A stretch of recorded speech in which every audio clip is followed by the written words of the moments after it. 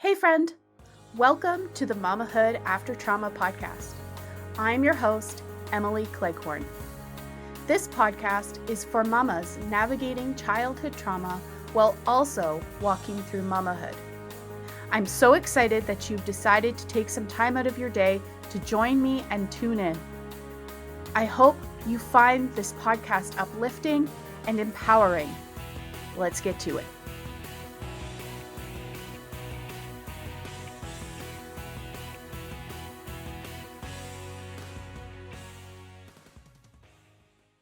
Hey there. Before we jump into this episode, I want to let you know about something that is brand new that you have access to as a Mamahood After Trauma listener. Now, tell me, does this sound like you? You want to give your littles a positive childhood experience.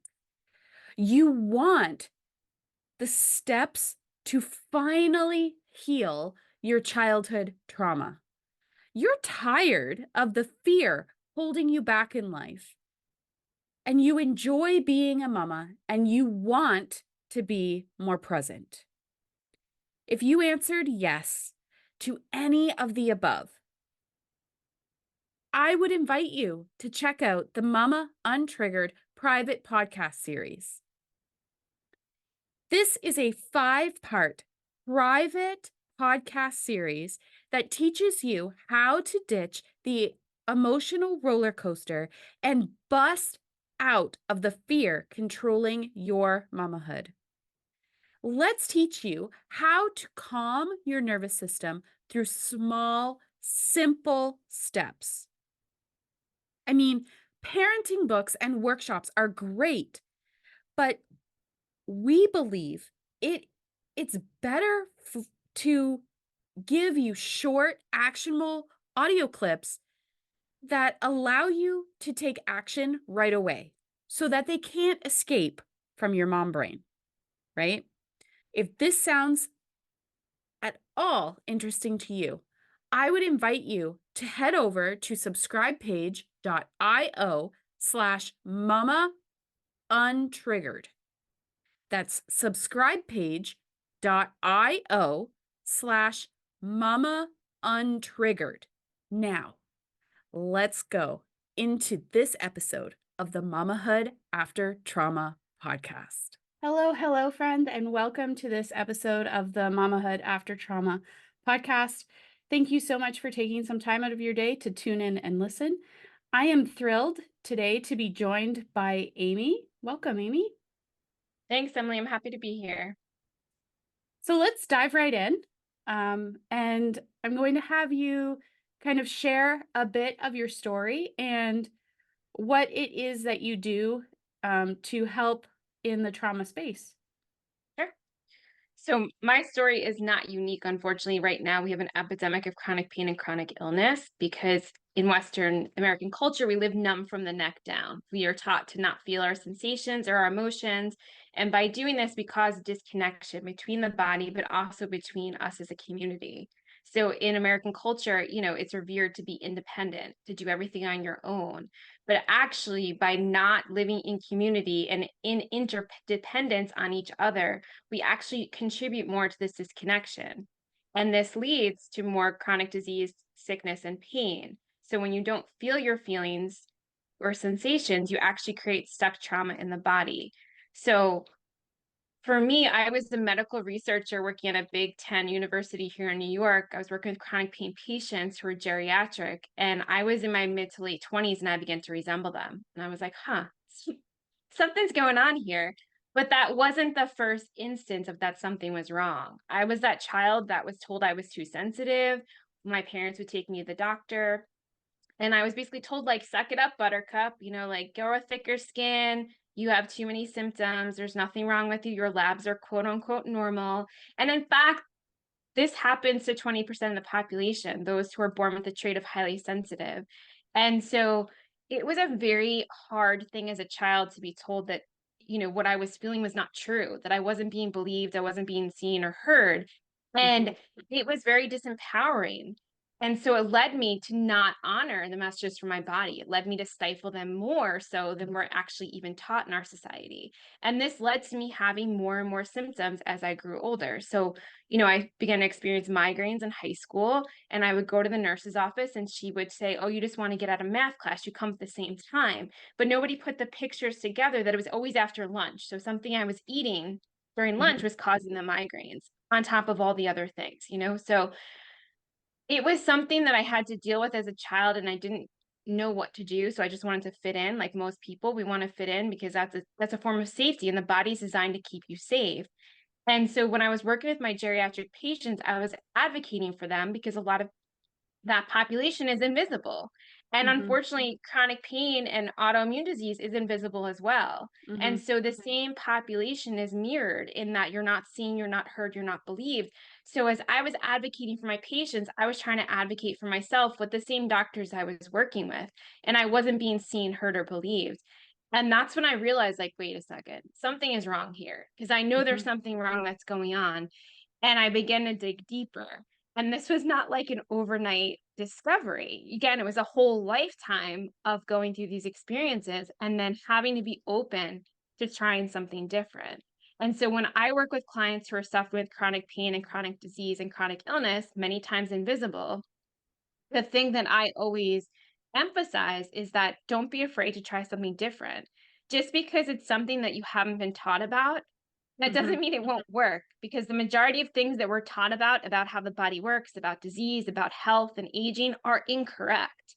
And so I Mhm. call it the process of unlearning. And this is a self-help book that I'm writing right now because I want to get the message out so other people know that they're not alone. Like this is real. This is happening to you. You're not making it up. You're not crazy. There's nothing wrong with you. And I can speak from this platform because I live it myself and I've Mhm. lived it my whole life. And so it's really important for me for other people to know, like, you're not alone because many times you can feel that way. Yeah, I think there are so many people listening right now who can resonate with that. You you feel the symptoms, you go to the doctor, and you are gaslit, you are manipulated, you are told that you don't know what you're talking about because obviously you don't live in your body 24/7 and you Mhm, don't know what you're talking about. So, mhm, I know I have had that experience and mhm, I've fired a doctor because of that experience. mhm. Um, and I live in Canada, so people don't think that they can fire their doctor. It's very interesting. But you can. You can Yeah, they fire work your for you, right? It's a novel Yeah. concept. They work for you, but we're so taught in Western society to like revere these people in lab coats that they know better. I mean, I wore a lab coat and I was one of those people who thought I knew better, right? Like I was indoctrinated in the system. I thought I knew all these things. And then when I got really, really sick to the point of debilitating illness, I was like, wait a second, maybe I don't know everything. But I was still really scared to go outside those parameters of what I had been taught, of what I had been teaching others, of what I had been Mhm. practicing for years. And so I think it's really important that you find a way to advocate for yourself or someone that can advocate for you. So like my mom advocated for me when I was too sick to advocate for myself. I think it's really important that you find somebody who can do that for you. I think it's really important that you were brave enough to fire the doctor. Like you said, most people would never do that. I fired a lot of doctors, and there was doctors who fired me from being non-compliant because I would Mhm. question their protocol and why it wasn't working for me. And oh, I didn't go to medical school. Yeah, but I can read a medical journal. I did medical research for years. Like I'm not the typical patient, right? And so when you threaten somebody in authority, they view it as a threat if you're asking Mhm. questions. And so it's your right, like you said, like you live in your body 24/7. You know your body better than anybody else, especially a doctor who sees you for 10 minutes every 3 months, right? Or every If 6 that. months. If that. Exactly. Yeah. Yeah, and I think the concept, at least it was for me, the Mm-hmm. concept of advocating for yourself as a trauma survivor Mm-hmm. is terrifying.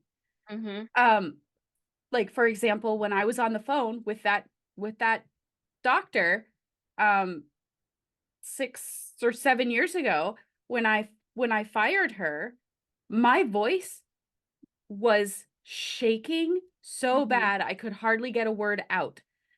But it is so important to get those skills. So do you have any tips that you can share with the trauma surviving mamas listening for um, gaining those skills of advocating for yourself or your child? Because it can go both ways. Like Mhm, when you're in the doctor's office with your child and you're like, there's something wrong with my kid, and the doctor looks at you and says, no, you're crazy. mhm. Yeah, I just want to speak to the fact first that if listeners haven't already heard this from somebody else, that the body's designed to keep you safe, right?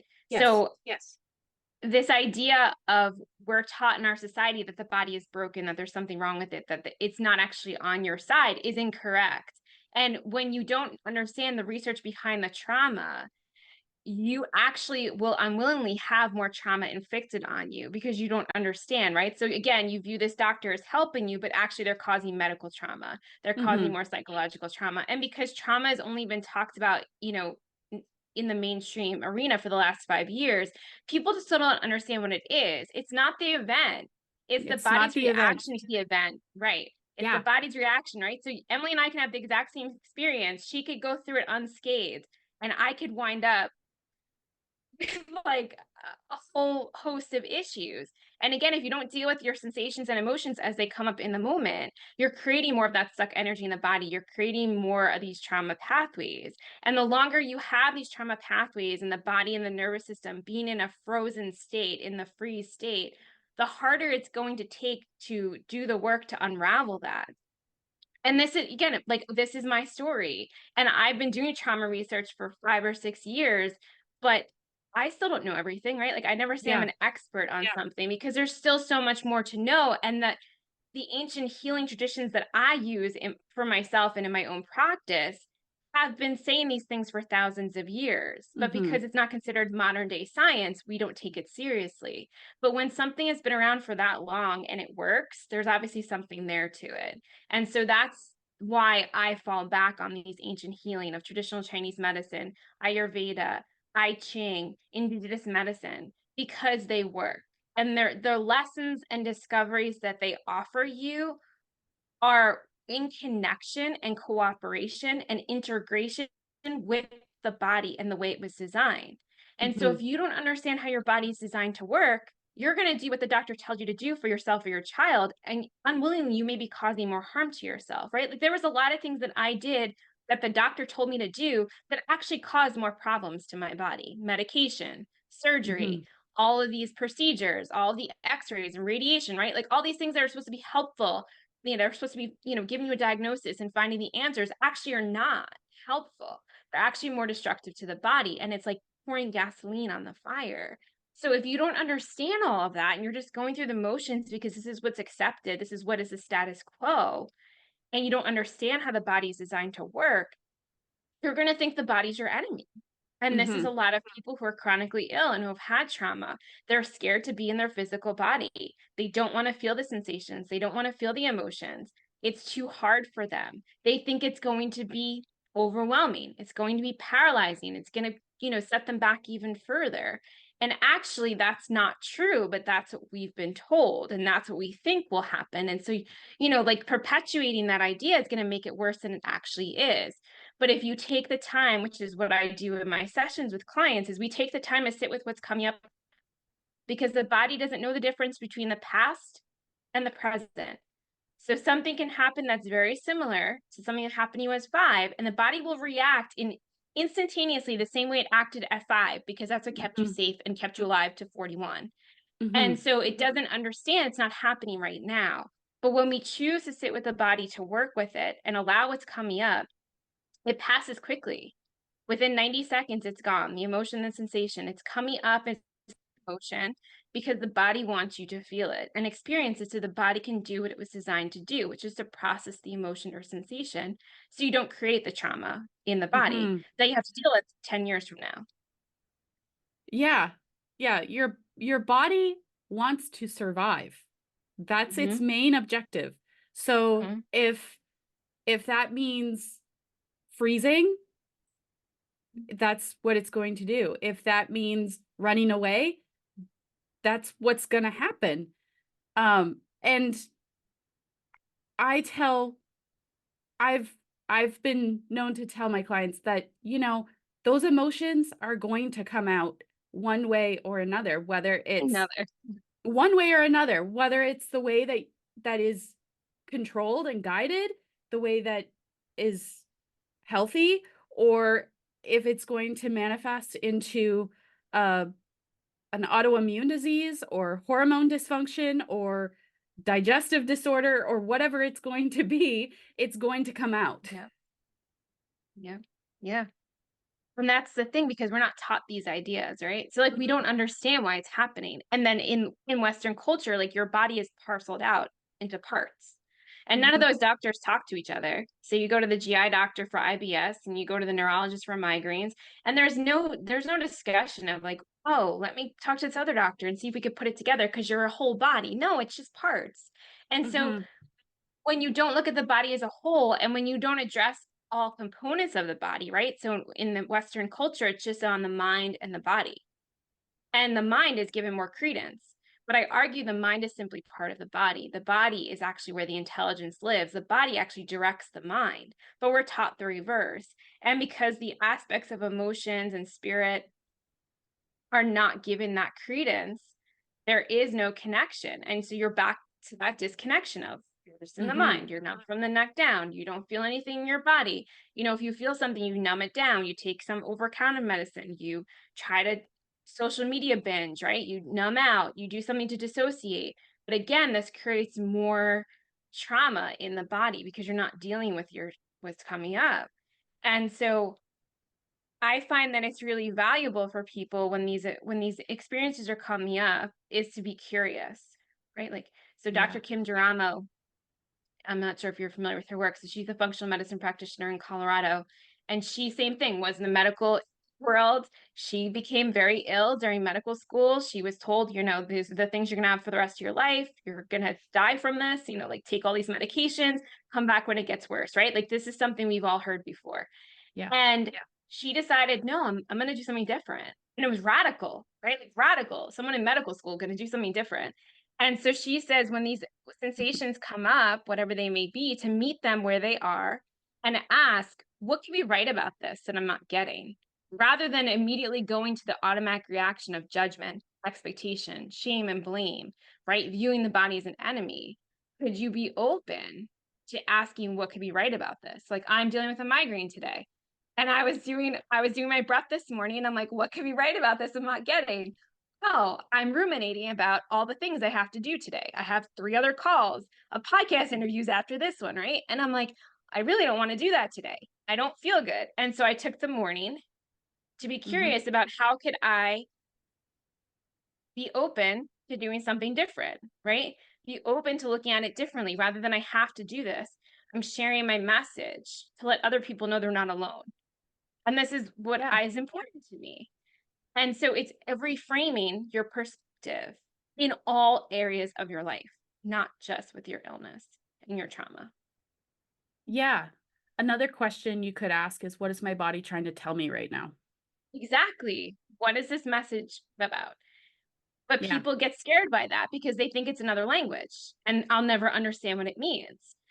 But the more you do it, which I'm sure you're familiar Mhm, with too, the more you dialogue with the body, whether it's parts work, which is something I do, like IFS, interfamily systems, right? Where you ask the part that's coming up, like, okay, anxiety, I see that you're here. What is the message you're trying to tell me? Right. And again, a lot of these parts are developed in childhood. So it could be a child aspect or memory of this mhm, thing happened when I was 5. I had a migraine and no one believed me. And now you're doing the same thing at 41. You're not believing me. So I'm going to make the migraine worse.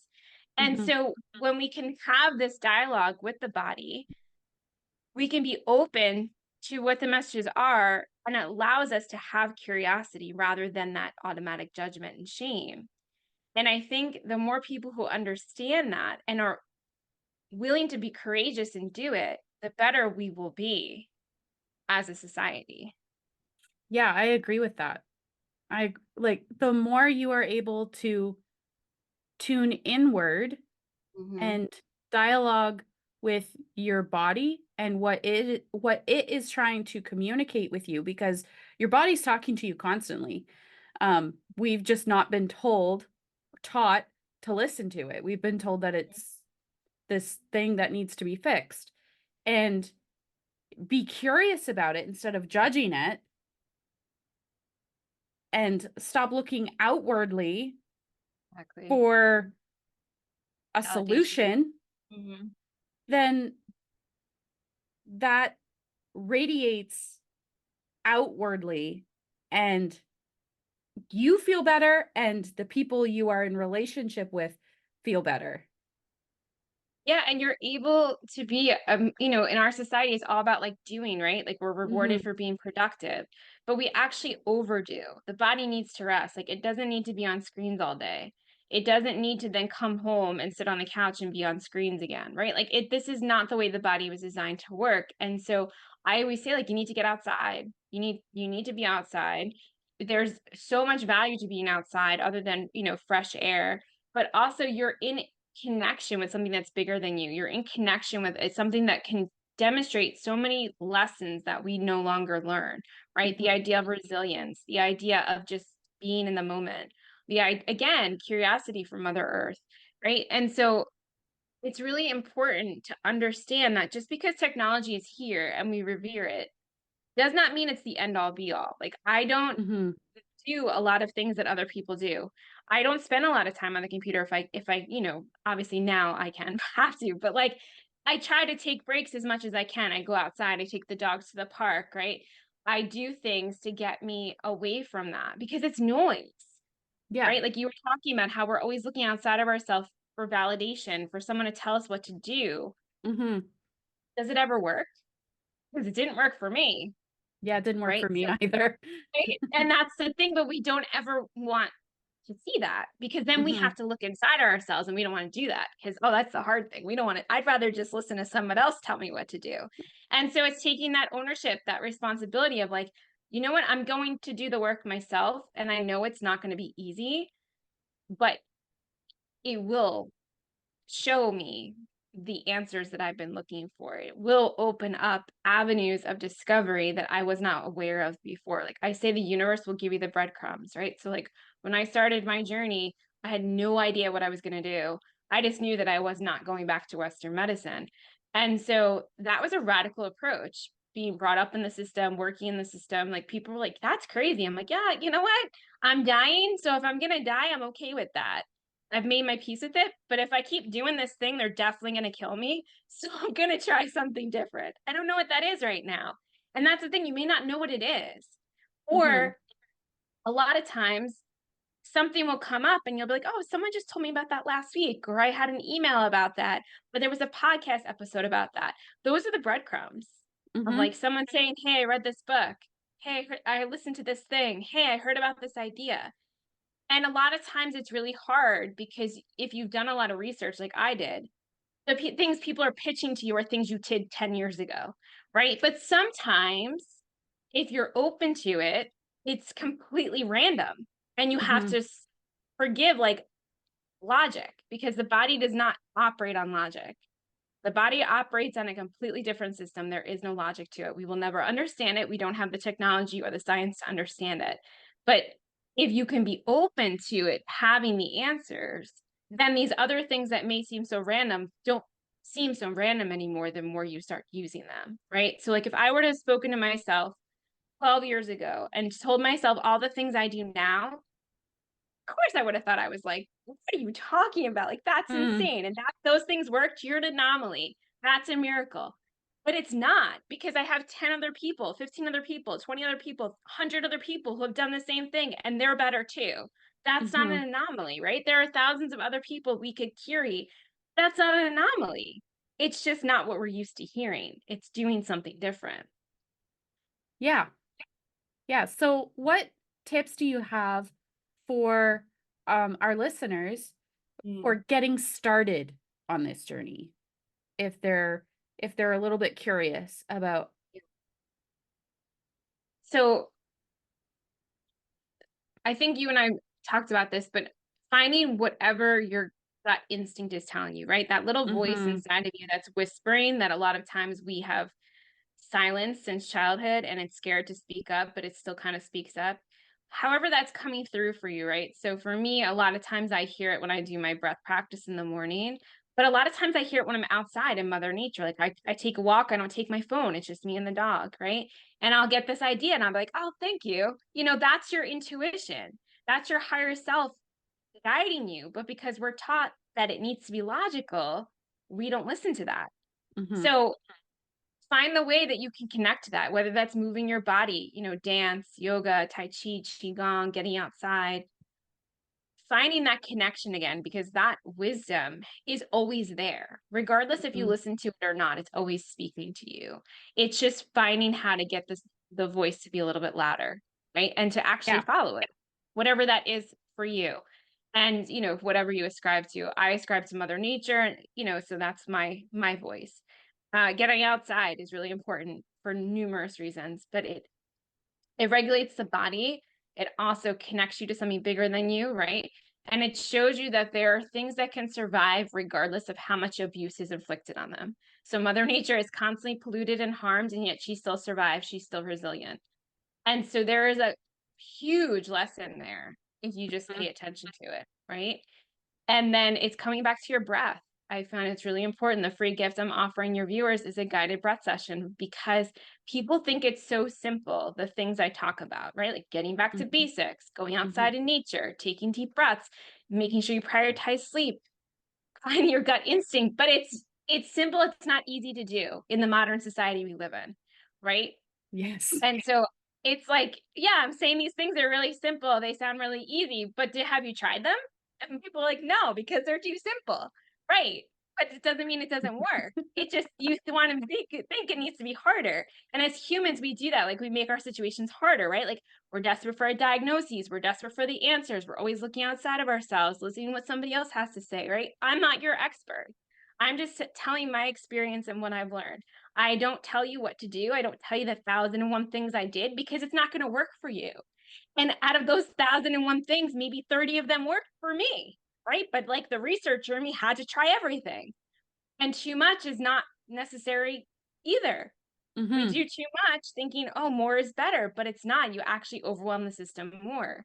So when you can return to your breath, just taking 3 deep breaths, right? If you can put an alarm on your phone every hour, getting outside after lunch or before lunch and just taking 3 deep breaths and see the difference. You might feel a little lightheaded. That's normal because you don't breathe deeply normally. You breathe really shallow. But it's healthier to breathe deeper and have less breaths every minute than it is to breathe shallow and have more breaths. You're actually stressing the body out more. So by coming back to your breath, you're actually bringing it back into a system of relaxation, of rest and digest, right? The parasympathetic. And Yeah. that's where the body heals. The body does not heal in the sympathetic state of fight, flight, freeze, fawn. The body heals only when you are in a relaxed state. So, whatever that means for you, right? So, relaxed state, maybe you're reading a book, maybe you have one of your animals next to you, maybe you're with the kids at the beach, like whatever that is a relaxed state. Then your body can actually bring in healing. A Mhm. lot of people in our arena, they tout mindset work. Mindset is not the be all end all that everyone thinks it is. Because again, you're still just doing it in your mind, which I call manic Mhm. healing. I'll do this thing. Oh, that didn't work. Let me try this thing. Oh, then I'll do this thing. Oh, I'll do more of this thing. That doesn't work. The body's like, stop. Just stop all that. It's just noise. You have to drop into the body. And Mhm. so for me, that's breath. It wasn't always breath, but that's what it's been. And I find the most help for myself and others because it allows you to feel that wisdom that exists within you. Like, oh my God, I only breathe for 5 minutes and I feel so much different. Mhm. And then you're a little bit more open to when I suggest something else that sounds too simple or too basic, right? Yeah. Oh man, when I first started learning how to breathe, and that's a ridiculous sentence. When I started learning how to breathe, because many trauma survivors hold their breath. Mm-hmm. We hold our breath because we don't know what the next moment is going to hold. And we don't know if we're going to have to jump into running for our lives from whatever bear is threatening us. Um, I found that I felt like I couldn't breathe when I was doing the deep breathing.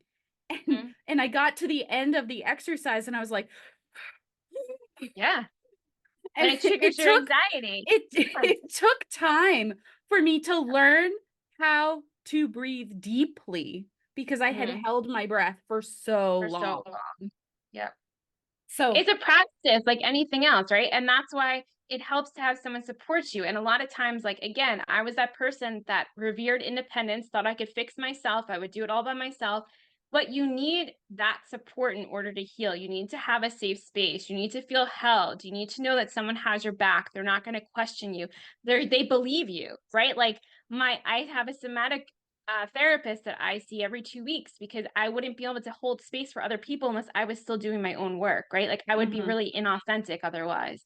And so it comes up all the time where I still kind of question, like, does she have me? Like, hey, do you believe me? She's like, of course I believe you. I'm like, well, there's been so many times I haven't been believed because we're in this constant hypervigilant state of, is this person going to believe me? Can I trust this person? Is it safe right now? Even if I'm in my own home, am I safe right now? What's going to mhm, happen? What's going to happen to me next, right? And so your body's always in this prepared state that it gets stuck in that state. And that is why you have GI issues. This is why you have mhm, migraines. You have pain because your body's in this hypervigilant state 24/7. So it's finding whatever works for you to get you out of that state for longer periods of time each day, right? So like mhm, getting you back into the physical body so that it feels safe again and trusting that it feels safe. Because again, if you've experienced trauma, any sort of trauma, it doesn't feel safe to be in the physical body. You don't want to feel what's coming up, which is why you hold your breath. And it can feel really jarring to take those deep breaths, like, or to do a breath hold, right? Like if you're going to hold your, oh my God, am I going to get air again? Am I going to be able to breathe, right? Like what's going to happen to me? I don't like this feeling. It feels really scary. I've never done this before, right? The mind constantly goes with the monkey mind. And all these thoughts are constantly going, going, going. But when you feel supported and safe in that experience, you're allowed the mind to rest mhm, and then you can drop into the body. It doesn't happen right away sometimes. Sometimes it does, right? It's different for everybody. We're all unique. We all have unique experiences. But it's being open to trying something different. yeah, yeah. Where can our listeners connect with you further if they'd like to do that? Right. They can grab the free gift of the guided breath session that you'll include, and they can also go to mindbodyspiritbreath.com. Awesome. Thank you so much for joining me today on the show, Amy. It was a pleasure speaking with you. And we will talk soon. Thank you so much for taking time out of your day to tune in to this episode of the Mamahood After Trauma podcast. If you would like more of the Mamahood After Trauma community, make sure to look in the description of this episode for the link to become a Mamahood After Trauma Inner Circle member. Until next time, Mama, keep